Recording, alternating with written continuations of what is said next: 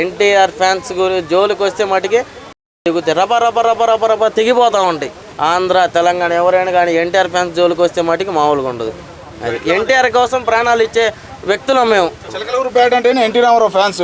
Anantapuram MLA garu NT Rama Rao గారిని అన్నారని NT Rama Rao fans అంతా రివర్స్ అయ్యారు. దాని గురించి మీ అభిప్రాయం ఏంది? ఎన్టీఆర్ గారి ఫ్యాన్స్ జోలికి వస్తే దిగుతాయి, ఒకటే మాట, ఎవరు మాటలు కాదు.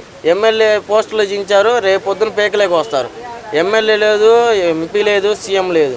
ఎన్టీఆర్ ఫ్యాన్స్ జోలికి వస్తే మటుకి దిగుతాయి, రబ్బ రబ్బ రబ్బ రబ్బ రబ్బ తెగిపోతూ ఉంటాయి. ఆయన ఇచ్చాడు, సారీ చెప్పాడు ఇంటర్వ్యూలో. పబ్లిక్లోకి వచ్చి చెప్పాలంటే కొంచెం ఎవరికైనా కాస్త టెన్షన్గా ఉండిద్ది. మళ్ళీ ఫ్యాన్స్ అందరూ ఏం చేస్తారు ఏంటో అని. ఆయన నోటి దోల వల్ల అట్లా మాట్లాడారు. ఆ నోటి దోల వల్ల అట్లా మాట్లాడారు కాబట్టి ఇట్లా ఫ్లెక్సీలు జినిగినాయి. ఇప్పటికి ఇంకా రేపటికి ఏం జరిగితే మనం చెప్పలేము. దాని గురించి అంటే ఇప్పుడు మన జగన్మోహన్ రెడ్డి గారు అన్నాడు, ఇప్పుడు నువ్వు ఎల్లకాలం నీదే ప్రభుత్వం ఉండదు, మా ప్రభుత్వం కూడా వచ్చిద్దని. ఎల్లకాలం నీ ప్రభుత్వం ఉంది కాబట్టి పోయిన సంవత్సరం గత ప్రభుత్వంలో జనాలందరూ నిన్ను గెలిపించి ఈ ప్రభుత్వంలో ఓడిపించారు. దేనికి? ఆ ఆలోచనలు కూడా నువ్వు తెచ్చుకోవాలి.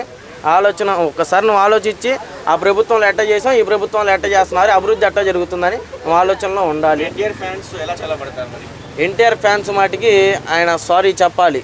ఆయన సారీ చేస్తేనే ఎన్టీఆర్ ఫ్యాన్స్ చల్లబడతారు. లేకపోతే పార్టీ కానీ చంద్రబాబు నాయుడు కానీ ఆ ఎమ్మెల్యే మీద ఏం చర్యలు తీసుకోలేదు. దాని గురించి ఏమంటారు? అది ఫ్యాన్స్ విషయం కాబట్టి రాజకీయం తరపున రాలేదు. అది ఎమ్మెల్యేనే కదా, టీడీపీ ఎమ్మెల్యేనే కదా ఆయన. మరి వాళ్ళు పై అధికారులు మరి ఏం చేస్తారో మనకి అంత ఐడియా లేదు.